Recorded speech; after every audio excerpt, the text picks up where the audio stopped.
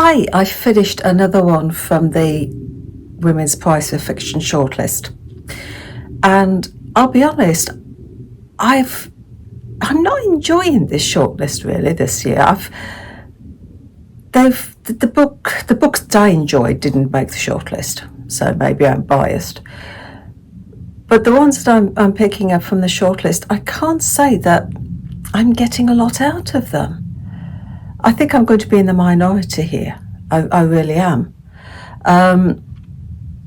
This one that I've just finished, fundamentally by Nussaibah Younis, and I've listened to this one on Audible. I've seen it described as one of the funniest books ever, but I'm sorry. I just didn't see the humour in it. I don't know. As I said, I'm having a real problem this time with this shortlist. We've got Nadia, a young woman who's just gained a lectureship and who's dealing not only with estrangement from her Muslim mother, but a breakup from her long-term girlfriend. The relationship's ended. So she takes a sabbatical before she starts this lectureship. And because she wants to escape, just get a breather, she takes a job with the UN to de-radicalise ISIS women in Iraq.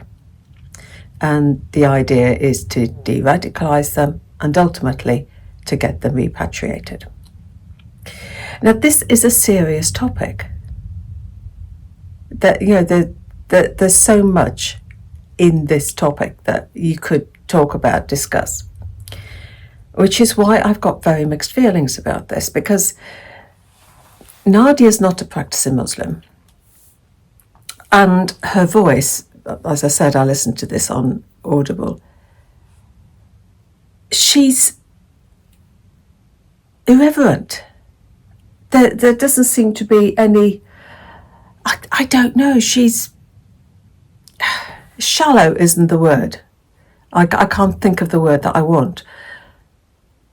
But I don't know. I can't believe that she comes across as someone who, why on earth if you put someone like this in charge of a program that is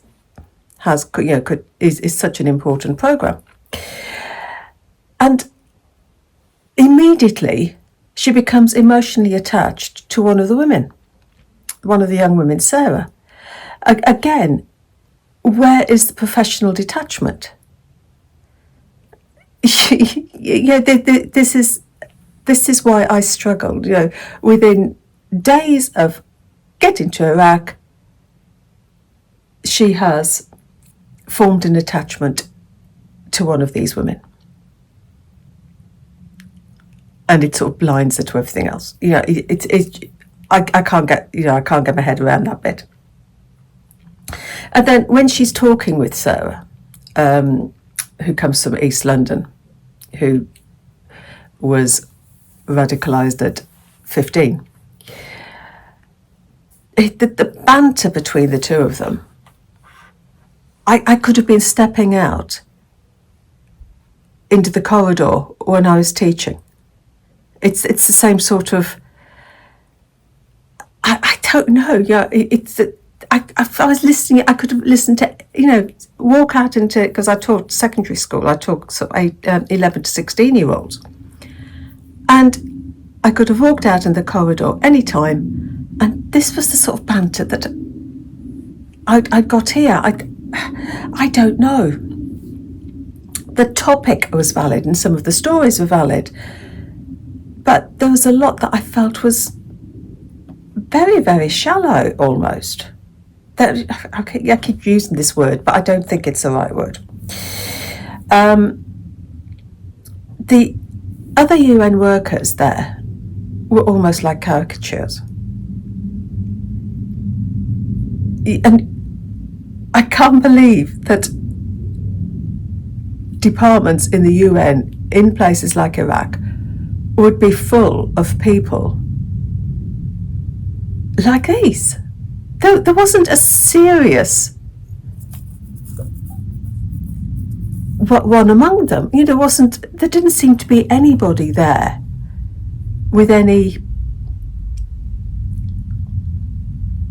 seriousness, any depth. I've probably got this book totally wrong. And the issue of the ISIS women could have been explored in much greater detail. Apart from Sarah,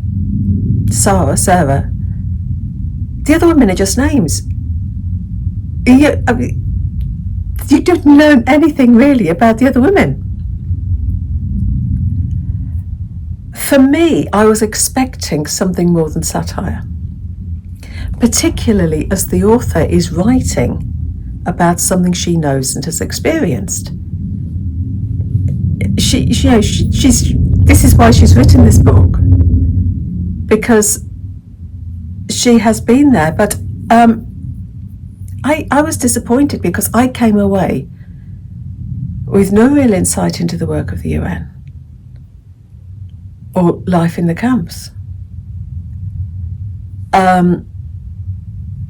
For me, I was disappointed, and I am going to be in the minority here, I know. Because I know a lot of people have absolutely loved this and said it's the funniest book ever and, that sort of stuff. But I think it could have been said a lot more. So that's fundamentally Nussaibah Younis. I've got one more left to read on the Women's Prize for Fiction shortlist, and I'm going to take a break because the past couple that I've read off the shortlist, excuse me, they've not really worked for me, so I want to take a break now before I read the other one.